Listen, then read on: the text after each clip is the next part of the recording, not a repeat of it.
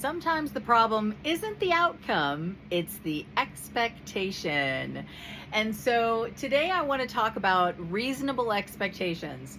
And when I say that, this really is intended as a self-check, although I'm going to start with an example in the reverse because I think it helps us to see it better. Have you ever had a situation where someone got upset with you because you didn't do something that nobody communicated to you that you were supposed to do? Have you ever had that? Or where someone gets upset with you because they thought that you should have done things a certain way, but again, that wasn't your understanding, or you plan to do it a different way or whatever. Have you ever experienced that? Because I know I sure have. And it's interesting because very often I've discovered people will have expectations for us that they don't communicate with us, and then will still get mad at us as though we should have known, okay? And I give this as an example because those are what I would call unreasonable expectations, okay? And it's not that what they were expecting was necessarily wildly out of line. It's just that it's an unreasonable expectation for you to have read their mind to know to do it, right? So what this comes down to is us training ourselves, right? Because if we all do this, then we cover the issue, right? Because we can't, again, healthy boundaries, which that's actually where I'm going next. And of course, I love a good diagram. So, I've got my diagram here. But with healthy boundaries, you can only control what is in your sphere of influence. Okay. So what is in someone else's sphere of influence belongs to them. And a lot of time, what will happen is we will have an expectation about something in someone else's sphere of influence. And if that's the case, it needs to be clearly communicated and agreed to, because if it isn't, then it isn't a reasonable expectation, and vice versa. And so a lot of relational issues boil down to exactly this, where we are, well, I did this, so they should have, right? Well, again, not necessarily. Like, that is in your head. That is your idea of what it should look like. So training ourselves to come back and ask ourselves, is my expectation reasonable? Is my expectation reasonable?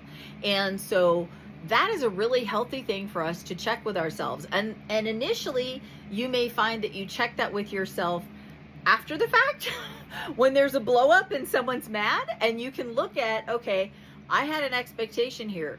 Was my expectation reasonable? Ask yourself that.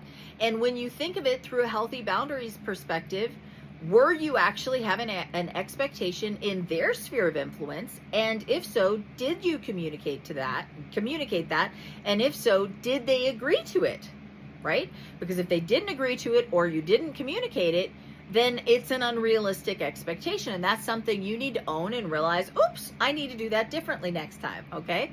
But the other thing is that this also applies from an intentional living perspective, right? Because we've talked about in the intentional living diagram, step number 2, maintaining an expectation of good, that when you have that expectation of good, again, this is something that's supposed to be held with an open hand. Again, remember, we're embracing possibility, right? So we're letting our higher mind direct us. That happens in step 1, right? So we're trusting the flow. We're being led by our passion. We're following the unctions. And so as that, we are holding our expectation of good loosely. We're holding it loosely because we know that our higher self, aka the universe, whatever, however you want to frame that, like that is being planned in a much more spectacularly perfect way than we could ever plan it with our natural mind. And that's the point, right? So we have to hold it loosely. So what will often happen, and again, if you've ever been in a prayer group, you see that a lot, where people are praying a very specific outcome. I want to see this happen, right? And while my heart goes out, because I've been that person too, I know probably all of us have been at one time or another. And then if we're disappointed, then we're like, why? And we don't stop to think, was my expectation reasonable? Like, you were speaking your heart's desire, But that's not the same thing as saying this is the only possible outcome that I would be comfortable with, right? And so some of this is really teaching ourselves to, again, and continuing around the intentional living diagram, moving to that, assuming positive intent. Again, the thing that I always remind us from this part is remembering that things are happening for you, not to you, right? So even when things that are challenging that are happening, when you have those prayer requests and it's not what comes forth, and you have that moment where you're just feeling crushed and like, why am I going through this? Trusting that it is happening for your highest good, like even when it's hard. And that doesn't necessarily mean that you're rejoicing and being like, yay, I love all of these hardships, bring on more. I'm not necessarily saying that. I'm just saying realizing that it is an opportunity for growth and expansion, and embracing that in that moment to the best of your ability.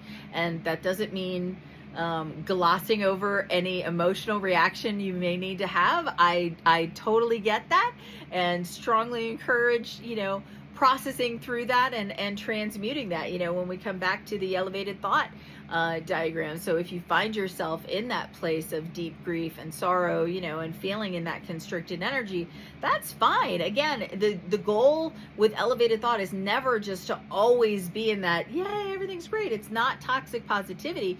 It's that transmuting. It's what do you do when you see stuff that is not the energy that you want to marinate in, right? You want to move through it. And again, this is the reason that we talked about shadow work, because how do you process through that?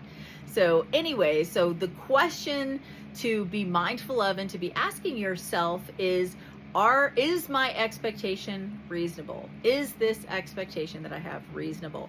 And just pulse checking it with yourself and really keeping yourself accountable so that you can pry your fingers off attempting to control things and just trust the flow and yield to that, and see all of the beauty and wonder that comes with that.